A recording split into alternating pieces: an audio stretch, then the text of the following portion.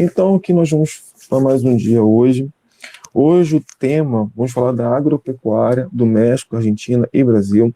Vamos continuar falando desses três países que são os países mais ricos, mais populosos, mais desenvolvidos da América Latina e cada um com a sua importância nessa área da agropecuária.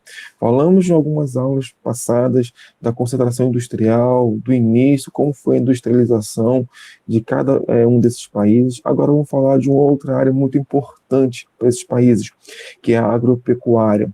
A agropecuária para o México, para o Brasil e para a Argentina é um assunto extremamente importante em relação à sua economia, porque boa parte de sua economia é referente a esse setor econômico.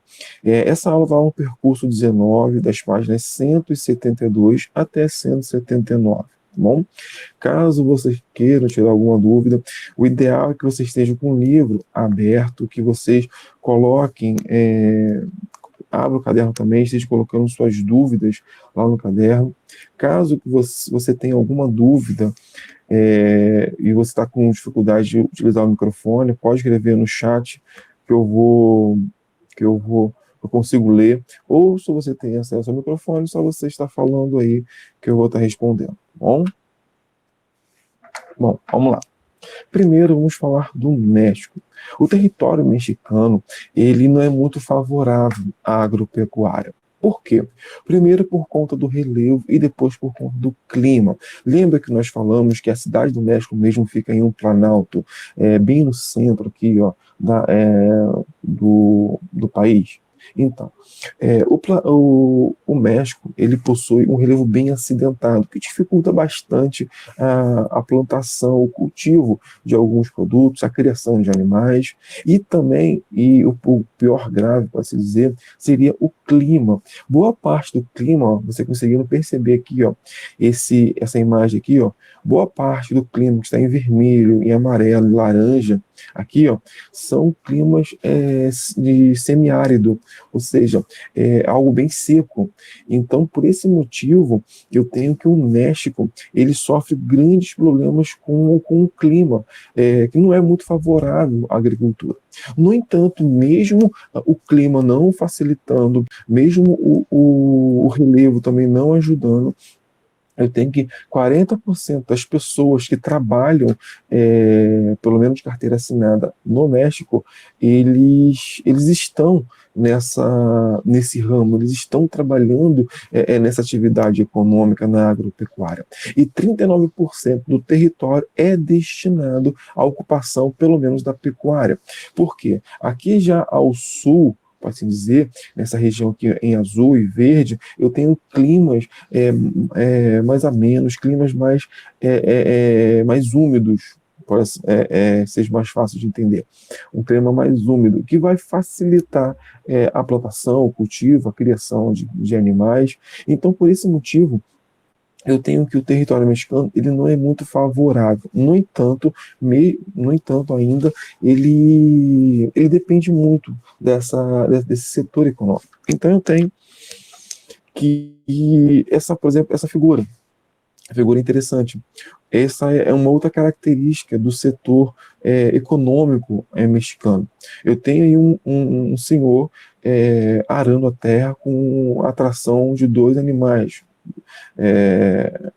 Os bois estão carregando como se fosse uma lâmina para arar a terra.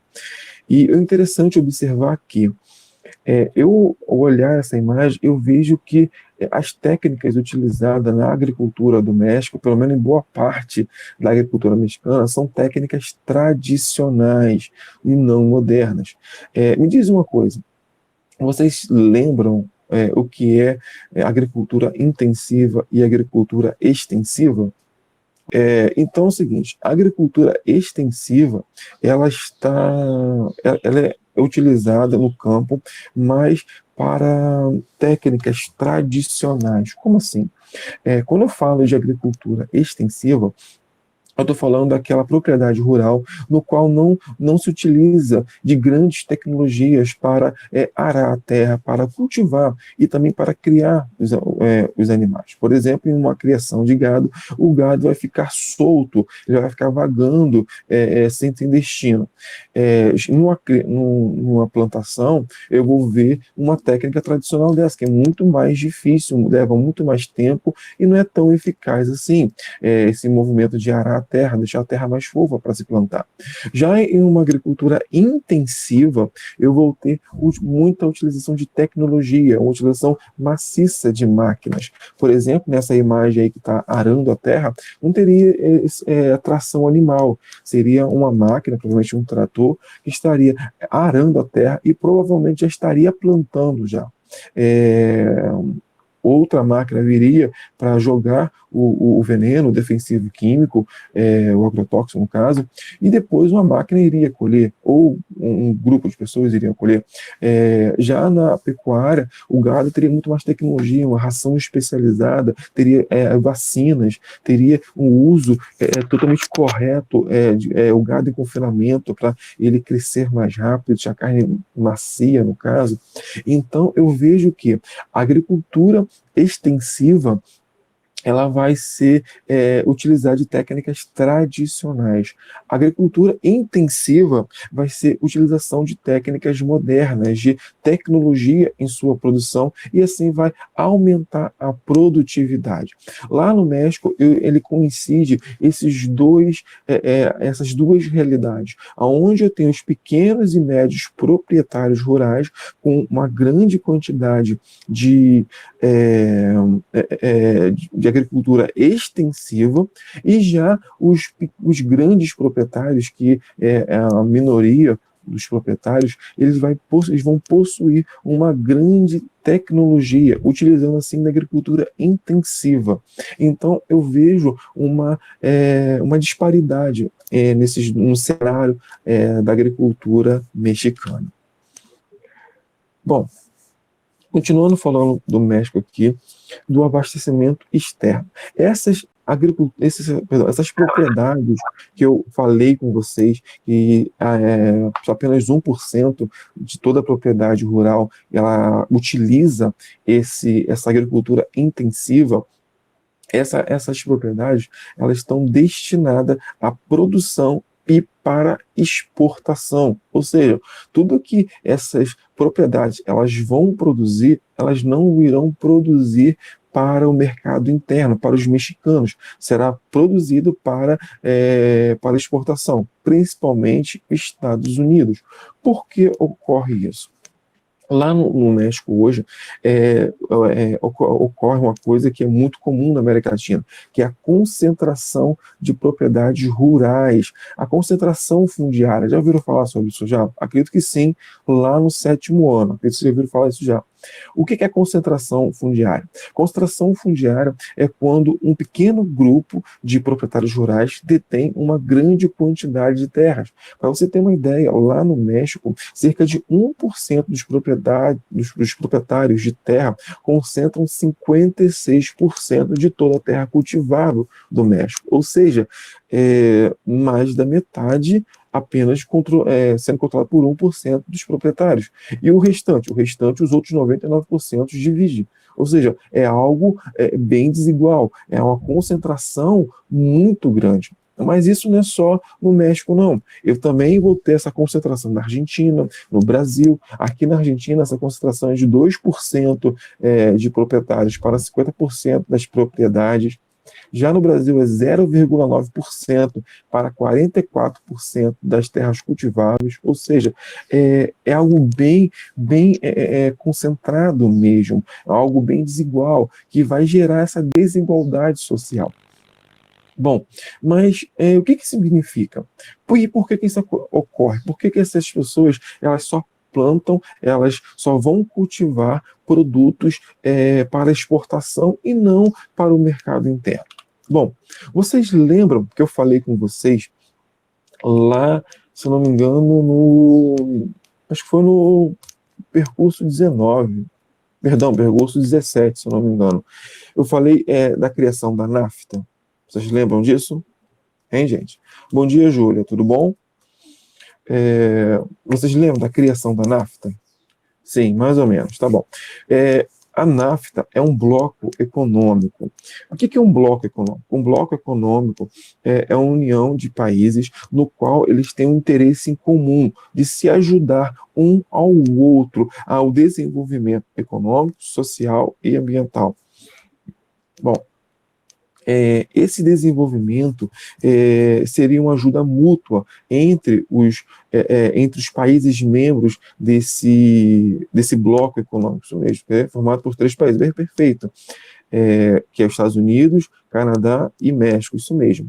A NAFTA, um bloco econômico, ele tem essa cooperação entre os países membros. Só que, interessante observar que esse bloco econômico ele vai pregar um livre comércio entre os países, ou seja, o que for produzido em um país pode trafegar para outros países membros sem a cobrança de nenhum imposto, sem nada, nenhuma taxa, e também de pessoas. Pessoas podem ir e vir naturalmente. Um grande exemplo tem a União Europeia. Hoje, por exemplo, se você for para a França, você pode andar pela Europa inteira, sem precisar de passaporte, que, claro, é europeu. Por quê? Porque a União Europeia, ela prega isso. Tanto a mercadoria que for produzida em um país, quanto o cidadão de um país membro. Ele pode trafegar, ele pode andar entre a Europa facilmente, porque as fronteiras, elas são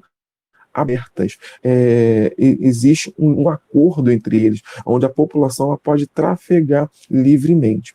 Já outro exemplo aqui perto da gente é o Mercosul. O Mercosul também ele é um bloco econômico dos países da América do Sul e alguns da América Central, no qual o quê?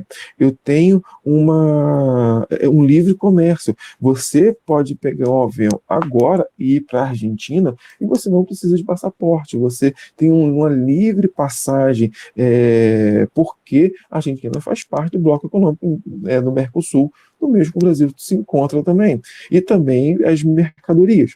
Bom, já o México, ele faz parte do grupo da NAFTA, México, Estados Unidos e Canadá. No entanto, por conta dos imigrantes ilegais que os Estados Unidos impede a entrada de mexicanos no território americano, eu tenho um pouquinho diferente a dinâmica, onde as mercadorias elas podem passar livremente pela fronteira, não tem bloqueio nenhum.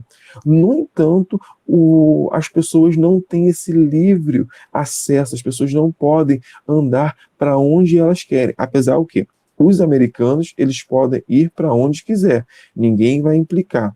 Agora, os americanos e os canadenses, eles podem ir para onde eles quiserem.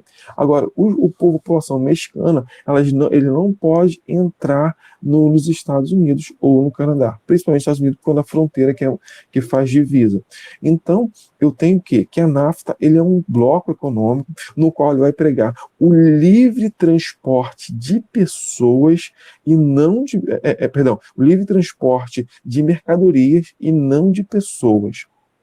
Bom, mas por que eu contei essa história toda para falar sobre essa concentração fundiária lá no México? Bom, com a criação da NAFTA, produtores americanos se sentiram incentivados a irem para o México. Por quê? Uma vez instalados no México, eles poderiam produzir em um custo muito mais baixo, por exemplo, a terra é mais barata que a terra americana, a mão de obra mais barata que a mão de obra americana, as leis ambientais são muito mais flexíveis do que as leis ambientais americanas, então eles podem utilizar o que eles quiserem, e na hora deles de produzir, de colher, eles podem vender para os Estados Unidos sem pagar taxa nenhuma, por conta desse livre trânsito de mercadorias entre os países membros da NAFTA. Então, a partir desse acordo, muitos produtores agrícolas que tinham propriedades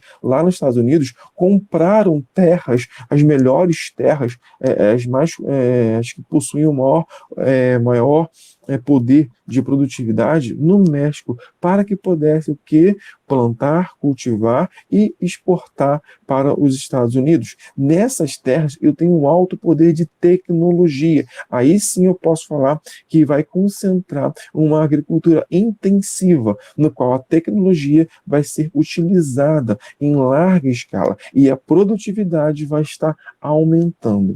Ok? Bom, mas isso é bom, isso é ruim. Bom, por um lado é bom que vai gerar economia, mas por outro lado nós vemos o quê? Que é muito ruim. Primeiro, quem vai pegar esse dinheiro não é o povo mexicano, sim o proprietário americano. Outra coisa, a, a maior parte de tudo que é produzido, ele é exportado para fora do país, ou seja, não fica no país. Então, produtos como o feijão, o milho, o trigo, o arroz, que são da cozinha básica mexicana, é, não é produzido, porque eu tenho uma quantidade de terras limitadas, porque lá no México não tem uma grande variedade, como no Brasil, de terras cultiváveis. Então, eu tenho que os produtos básicos estão ficando cada vez mais caros, está tendo um aumento no preço desses alimentos. E outra coisa, e com o preço está aumentando, está tendo uma carência alimentar, ou os hábitos alimentares estão sendo trocados, sendo modificados numa população mexicana, que desde lá do passado, dos maias, tinha essa cultura de comer muito milho, muito trigo, o feijão, está sendo alterado por conta dessa mudança na agropecuária mexicana. Então, fazer um resumo aqui bem rápido, que eu quero que vocês peguem do México. As terras não são favoráveis à agropecuária, mas existe uma boa parcela de pessoas plantando e cultivando. As melhores terras estão nas mãos de poucos proprietários, geralmente americanos, no qual vão produzir para exportação. Enquanto isso, o mercado interno está tendo uma carência em relação aos produtos básicos, por conta da quantidade e por conta do preço. Bom, olha só, aqui tem uma imagem bem interessante das transnacionais. Essas empresas no qual eu estou falando, esses proprietários que têm sua fazenda lá nos Estados Unidos e vêm aqui e vai para o México comprar uma outra terra, são as transnacionais. Essas transnacionais, elas são poucas, pode dizer assim, mas elas têm uma quantidade muito grande de empresas sobre ela. Quando a gente olha a Coca-Cola, acho que a Coca-Cola só tem só a Coca-Cola só. Só que a empresa Coca-Cola é dona de muitas outras marcas que nós conhecemos. Destaque aqui, para a Unilever, que faz desde sorvete, que nós conhecemos aqui, a caldo quinó, a produtos de laticínios, a muitas outras coisas. Então, produtos de limpeza. Então é interessante observar que essas transnacionais de alimentos, que algumas delas estão aqui, elas possuem propriedades no México para tentar baratear o seu custo e assim obter um lucro muito maior. Entendido, gente? Alguma dúvida? Eu entendi, Não? professor. Professor, o que Pode é falar. baratear? Baratear é diminuir o custo. Por exemplo, se eu tenho por exemplo, a terra nos Estados Unidos. Os impostos sobre a terra são muito mais caros, porque é um país desenvolvido, né? Tem pessoas um número maior de pessoas querendo comprar, então a oferta diminui, com isso o preço aumenta. A mão de obra é muito mais cara, porque o nível técnico das pessoas é mais elevado. Então, quando eu vou para o México, por exemplo, eu vou estar barateando o meu custo, eu vou estar diminuindo o meu custo. Por quê? a terra vai ser mais barata, a mão de obra não vai ser tão qualificada, então não vai ser tão exigente, então eu vou poder pagar um preço muito menor na mão de obra, as leis vão ser menores, então eu não vou ter uma quantidade grande de impostos, ou eu vou poder utilizar, por exemplo, um veneno tal que vai ajudar a aumentar a minha produtividade. Esse veneno, esse agrotóxico, eu não poderia utilizar já nos Estados Unidos. Então, tudo isso é baratear o custo, é você diminuir o custo para você aumentar o seu lucro. Bom? Ok, ok. Bom, saindo do México, vamos falar um pouquinho da Argentina agora. A Argentina também é um grande produtor agropecuário, principalmente soja e trigo e milho. São os três, assim, são os carros-chefes da agropecuária argentina. E também carne bovina. Então, esses são os carros-chefes da Argentina. Sendo que soja, ele é o terceiro maior produtor do mundo, apenas atrás do Brasil e Estados Unidos. Já o milho, ele é o sétimo produtor mundial e o terceiro exportador. Perdão. Trigo, ele já é o quinto exportador do mundo, e carne, eu não vou saber a posição dele, mas é um dos grandes produtores e exportadores do mundo. A carne argentina, ela é bem conhecida, ela é bem famosa no mundo. Então, eu tenho que a Argentina, mesmo ela não sendo muito grande em seu tamanho territorial, mas ela possui terras muito férteis, totalmente diferente do México, no qual o México não tinha, o seu território não era muito favorável à agricultura. Já a Argentina não. O seu território é extremamente favorável, principalmente na área dos Pampas, ali, onde a área possui uma terra muito fértil, onde possui uma área muito dinâmica economicamente, então as pessoas podem investir nesse ramo. Então, eu possuo nessa área dos Pampas uma quantidade, uma concentração muito grande. Olha só esse mapinha aqui. Aqui eu tenho o mapa da Argentina física. Lembra que nós estudamos, aqui é a altitude, aqui já é a Cordilheira dos Andes, já essa parte aqui já são partes de planícies, toda essa parte aqui, ó, e é toda essa parte aqui que se concentra a plantação, o cultivo desses produtos, tanto trigo quanto milho, o algodão, a cana-de-açúcar, como falei, a soja, a criação de gado também está presente nessa área, e essa área é uma área muito dinâmica. Por quê? A área dos Pampas é uma área que vai concentrar uma fertilidade muito grande por conta do Rio da Prata, que vai ajudar na fertilização daquela terra.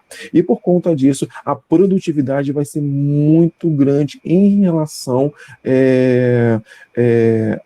à área plantada.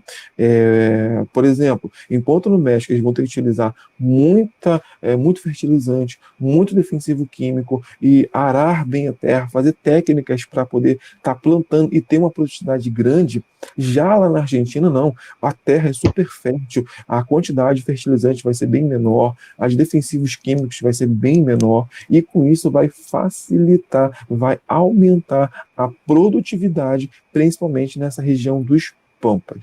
Ok? Você reparou que quando eu falo de Argentina, geralmente, quando eu falo da área mais populosa, da área mais dinâmica industrialmente, da área mais dinâmica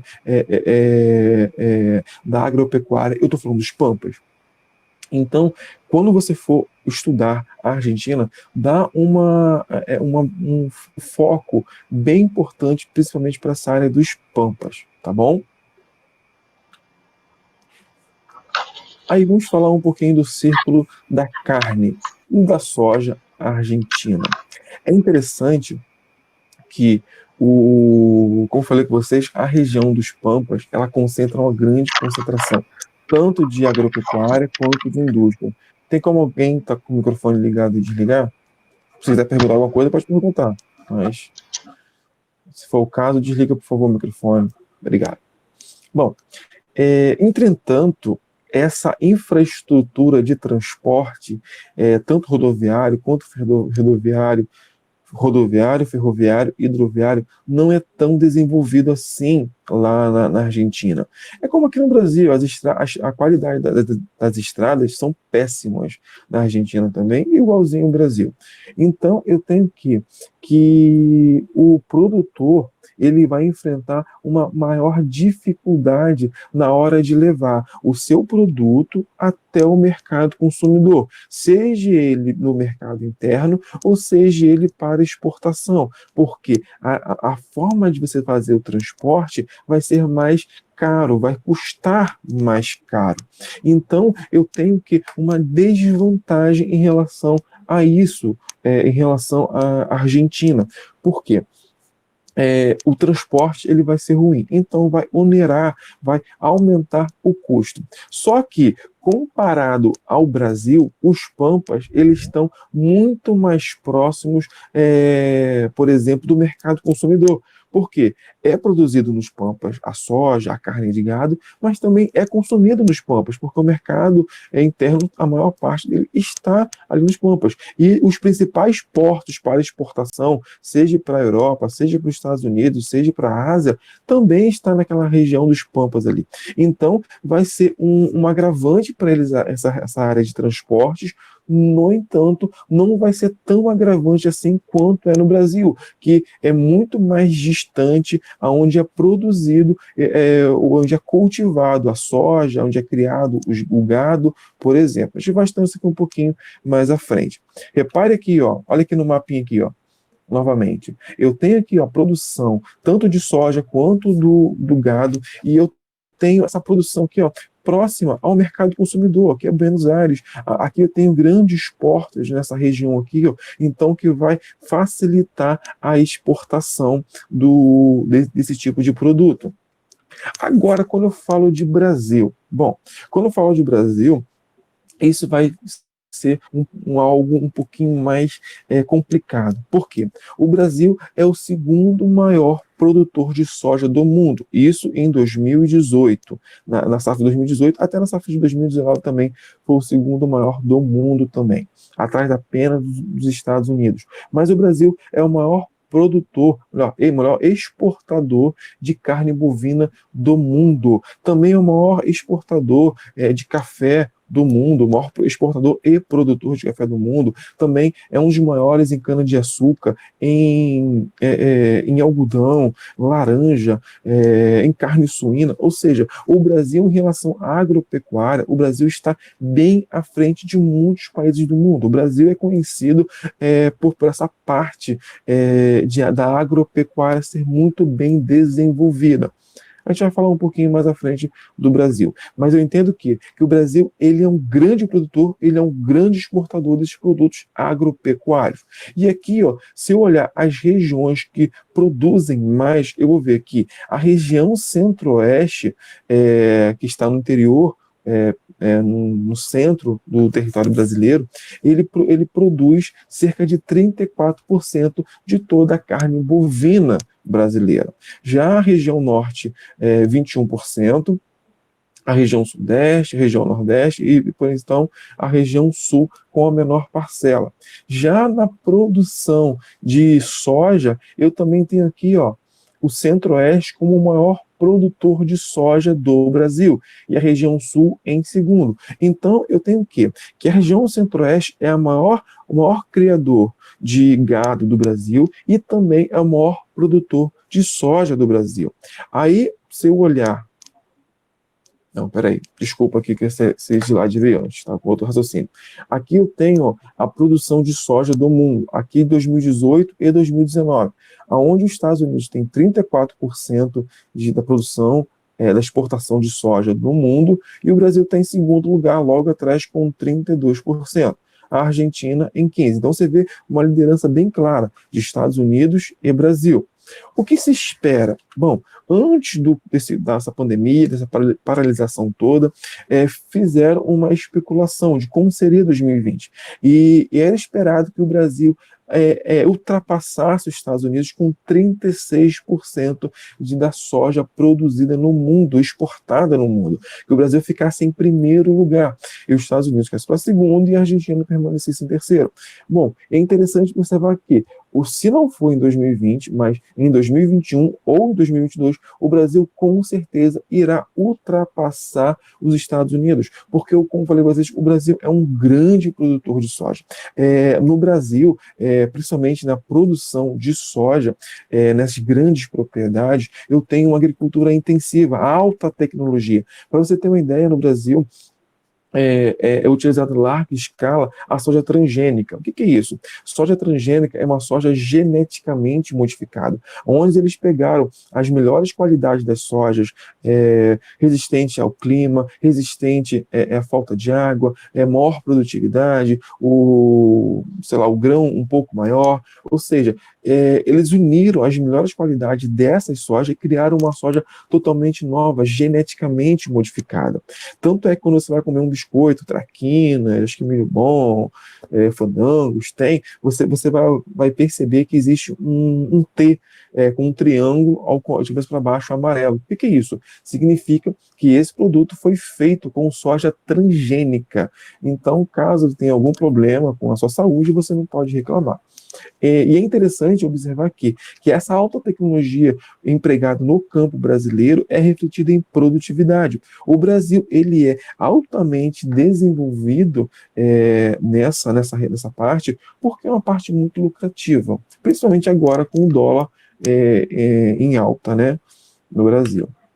Bom, mas falando desse círculo aí do Brasil, como eu falei com vocês, tudo que o maior produtor, tanto de soja quanto de gado brasileiro, está concentrado aqui, ó, na região centro-oeste. Ou seja, é longe de tudo, de todos os portos para exportação. Você tem uma ideia de uma cidadezinha, cadê aqui? Lá no Mato Grosso, Sorriso, aqui, ó, Sorriso no Mato Grosso, até São Porto de Santos, em São Paulo, aqui, chega até 2.000 quilômetros, ou seja, é muito chão, é muito longe. Então, em relação a isso, o Brasil leva desvantagem em relação à Argentina. Por quê? A qualidade do transporte brasileiro, das rodovias brasileiras, não é algo muito bom. As vias são péssimas.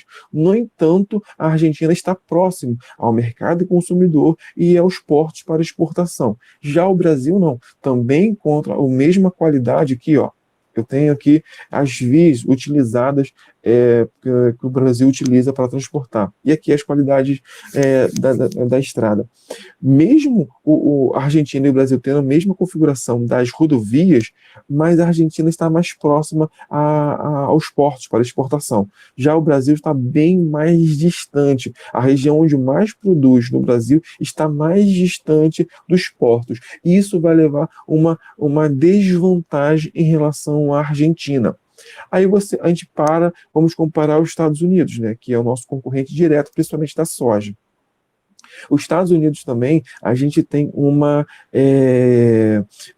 desvantagem.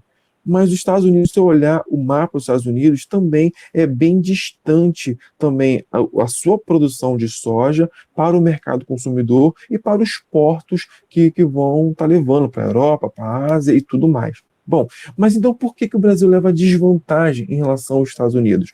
Porque é a forma de transporte. No Brasil, a forma de transporte mais comum é a rodoviária. Aqui, ó, pelas estradas, aonde tem, para você se plantar, é mais barato. No entanto, para você fazer a manutenção é muito mais caro e o transporte é muito mais demorado. Já nos Estados Unidos, a maior quantidade de transporte, principalmente para os produtos agropecuários, é aquaviários, que é muito mais barato, leva uma quantidade muito maior de produtos e a manutenção é muito baixa.